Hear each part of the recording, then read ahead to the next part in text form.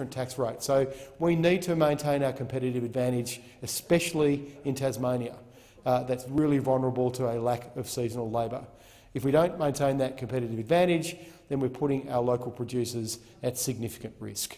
And I can tell you from having spoken to them, they're absolutely furious that this government is bringing in a new tax on backpackers that could very seriously impact the availability of labour for their businesses. And it really is surprising that the low-taxing government, and we hear it in this chamber all the time, are trying to introduce a tax on rural Australia. And shame on the Nationals for not speaking out for their electorate. These Tasmanian producers are here today. I just attended a press conference, and the crossbench was there with the Greens. There was no Liberal or Labor senators there to support them, and unfortunately, Senator Brown, to you, Chair, there was no one there from the Labor Party to support them either. So I would like to hear from the Labor Party. I would like to hear from the Labor Party on this issue. There was no Labor senators at the press conference, to you, Chair, and I'll be very keen to hear from.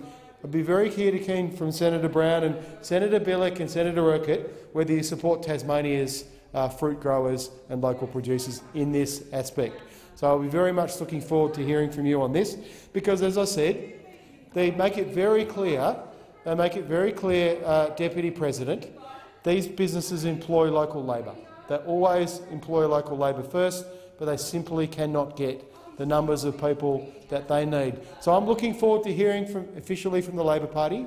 If the Labor Party are going to block, any future legislation on this backpacker tax, join with the Greens and the crossbench. Make your announcement this weekend, Senator Brown. We can send a message to the government. Don't bother bringing forward this legislation to the Senate, because it will not pass the Senate, because we stand with Tasmanian primary producers. The Senate stands with Tasmanian primary producers.